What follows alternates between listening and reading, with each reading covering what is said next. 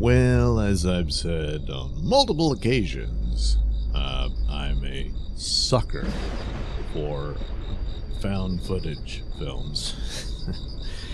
And I say that because most of them are pretty bad.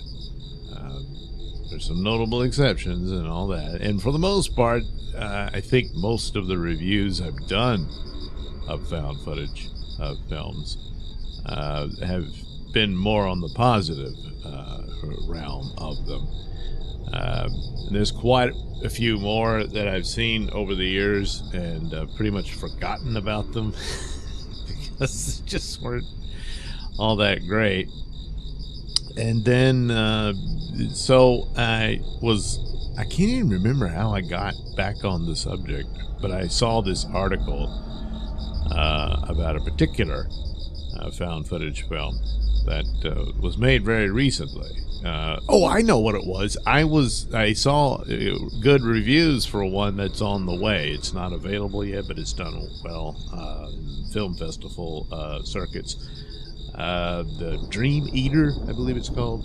So I'll keep an eye out for that when it's got some distribution, either theater-wise or elsewhere.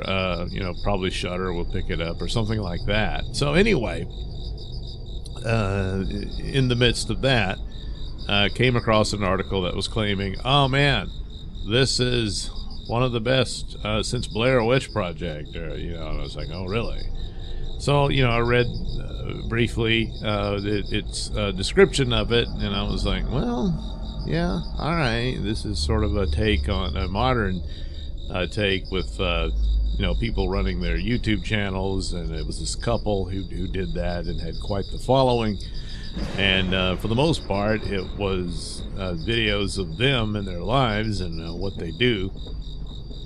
And they decided to go on this trip and go move to this new property they purchased and stuff like that. So I said, all right, where is it? And it turns out, it's on Tubi, and it's free. Of course, a couple of ads or whatever, but nevertheless, and decided, all right, I'll check this out. Of course, this led to a couple of others that I'll talk about later that I ended up watching as well. But started off with hashtag missing couple. It's very simple title because that's the premise. So you had this couple who were YouTubers and apparently had this popular channel, what have you.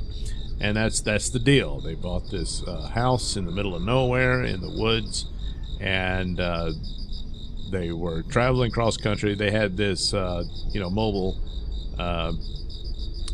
well, not quite an RV, but similar to it. But anyway, that's what they were doing, and they get to the town, and they get to their property, and so the house is not all that great. The husband's more excited about it than the wife appears to be.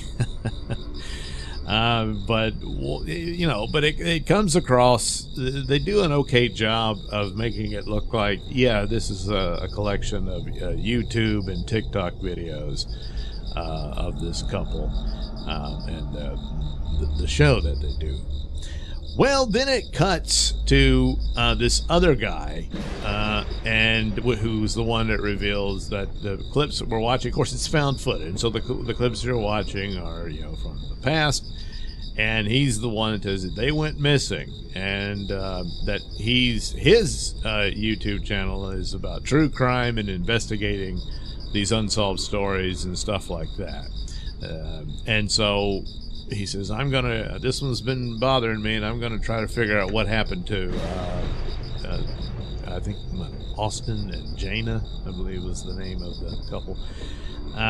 So there you go. That's your cast, those three people. At one point, they go the couple goes into town, and Jana goes to the library and discovers there's some dark backstory to the town, and apparently there was some racism going on, and some black people were disappeared or whatever, or were treated very badly. This would have been around the time of World War II, and there was some sort of I don't know, the military was up to something, and some of the black soldiers weren't treated well, and all this sort of thing.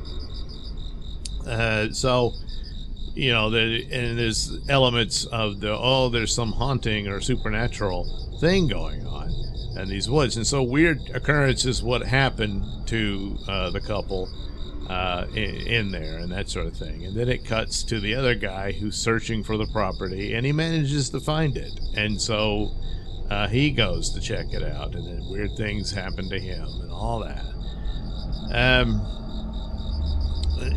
So some of the elements here could have worked and kind of sort of do. But, you know, part of it was like, this is one of those where is it ultimately supernatural, or is someone messing with them and that sort of thing. Was it her toothbrush? Yeah, I think it was her toothbrush. Disappears, can't find it. And then suddenly they find this box sitting out in the yard, and they open it up, and it's her toothbrush. So they're like, oh crap, someone's been in the house and they're messing with us and all that sort of thing.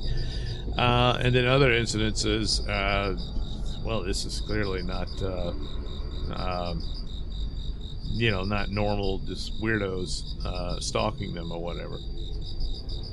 As it goes, the other guy who's investigating their disappearance, he gets weirder and weirder, and you realize eventually the couple tells the story of the reason we got this property way out here in the middle of nowhere is because one of our viewers became very obsessed with us and became a stalker and became particularly obsessed with the wife and all of that. And it's obvious it's the guy who's claiming to do the investigation. So I thought, oh, well, you know, and it was obvious from the get-go that there was something up with the guy. And I said, okay, this is involving him more directly than just he's the one documenting what happened here. And it looks like it's about to happen to him too, and all that sort of thing. So I thought, well, all right, that's kind of interesting and whatnot. But not really. It's just, you get more scenes of strange phantoms, and pretty much forget about people messing with him. And certainly this was their stalker and everything, but there's real ghosts and whatnot. And there's an incident where they're being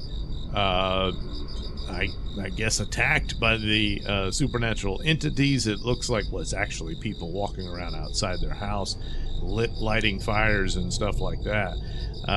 But eventually you see these shadowy phantoms, and some of it's shot well and it's kind of interesting, and others it's pretty cheaply done, and you can see it's just people in, you know, black tights and walking around. But nevertheless, that's what they do. And then that's it for Austin and Jaina.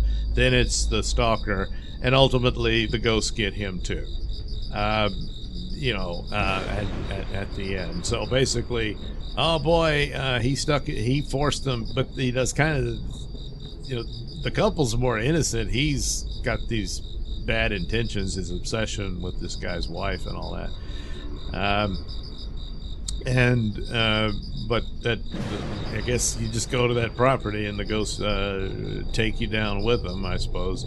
And this dummy goes in there because he can't get over his obsession with Jaina, and goes in there and ends up, I don't know, there's this weird